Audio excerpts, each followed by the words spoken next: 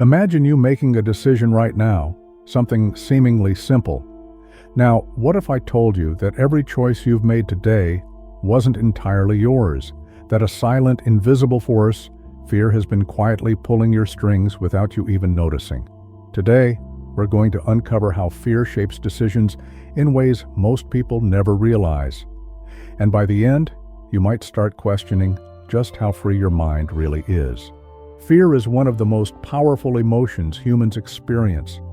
It's designed to protect us, to keep us alive in moments of danger.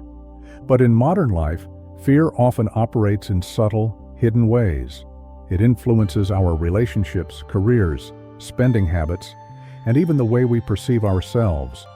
Psychologists have long studied how fear can manipulate our decisions without our conscious awareness.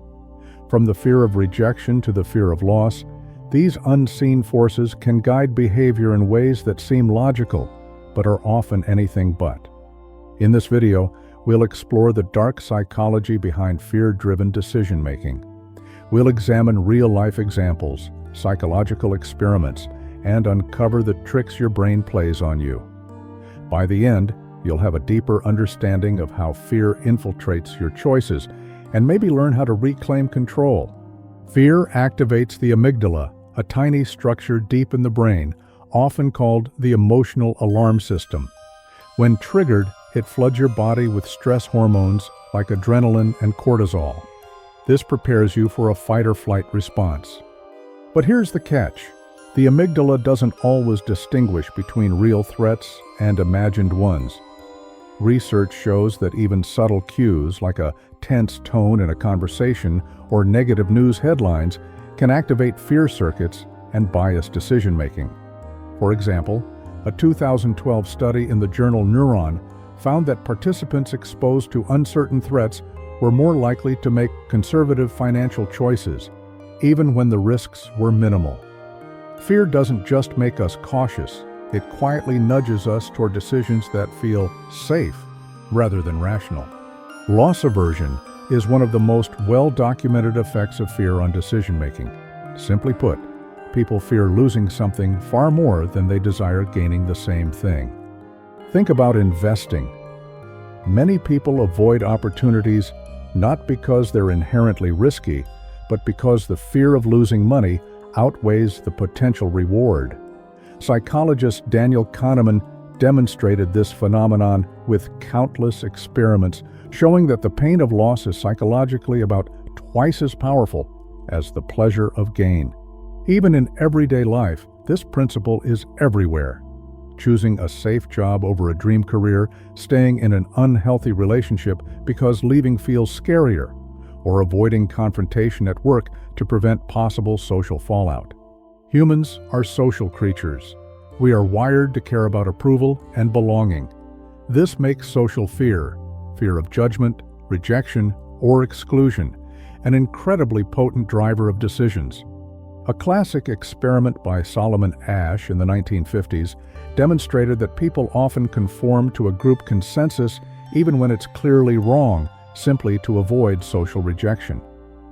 Modern research continues to show that fear of social disapproval shapes consumer behavior, online interactions, and even career choices. For instance, fear of embarrassment can prevent someone from expressing a radical idea at work, even if it could lead to a breakthrough. Fear doesn't just shape personal choices, it shapes society at large. Advertisers and politicians have known for decades how fear can be exploited. Scarcity tactics, fear-based headlines, and emotional appeals are all designed to trigger the amygdala and guide behavior. Consider this: a news alert about a rising threat or a limited time sale may feel urgent. Your brain reacts first, your prefrontal cortex second. Before you even realize it, fear has nudged you toward a decision. Experiments show that fear-based marketing can significantly increase engagement and compliance. People buy insurance, sign petitions, or click links, not always rationally, but because the fear of missing out or being harmed is immediate and compelling. Fear also infiltrates how we interact with others. Fear of abandonment, rejection, or conflict can dictate patterns in romantic and social relationships. People often tolerate mistreatment, avoid difficult conversations, or settle for less than they deserve, all to avoid discomfort. Attachment theory explains this. Individuals with anxious or avoidant attachment styles are particularly vulnerable to fear-driven decisions. For example, someone might remain in a toxic relationship because the fear of being alone feels more threatening than the actual relationship problems. By now, it should be clear. Fear is always lurking in the background, quietly guiding decisions we think are entirely our own. But knowing this is the first step toward reclaiming control. Awareness is your weapon. One of the most effective ways to counter fear-driven decision-making is cognitive reframing. This involves consciously reinterpreting a fearful situation to see it more rationally. For example, if you're terrified of asking for a promotion at work, cognitive reframing would have you focus on the potential benefits and what could realistically go wrong, rather than being paralyzed by imagined disaster scenarios. Mindfulness is another powerful tool. By training your mind to observe thoughts without judgment, you start noticing when fear is subtly influencing your choices. Even taking a few deep breaths before making a decision can calm your amygdala and allow your rational brain, the prefrontal cortex, to take charge. Journaling is a surprisingly effective practice too. Writing down your fears, analyzing their origins, and questioning their validity can reveal how often your mind exaggerates danger. For instance, someone might fear leaving a toxic relationship because they imagine being completely alone. But journaling exposes that this fear is often disproportionate to reality. Exposure therapy, a technique used in clinical psychology, can also help. By gradually facing small fears in controlled situations, the brain learns that these scenarios are not as threatening as it imagined. Over time, this reduces fear's grip on decision-making. Ultimately, these methods aren't just for extreme cases. They're tools anyone can use in daily life. Every conscious step you take to recognize and confront fear chips away at its invisible control. Let's examine how fear has shaped real-world decisions across different domains. Financial decisions. During the 2008 financial crisis, panic selling wasn't just irrational, it was fear-driven. Even experienced investors let loss aversion dominate, selling stocks at a loss while opportunities to recover were ignored. Behavioral economists have documented how fear spreads socially, creating a herd effect where people mimic others' fear-driven actions. Social conformity. Fear doesn't just affect money, it shapes our social behavior too.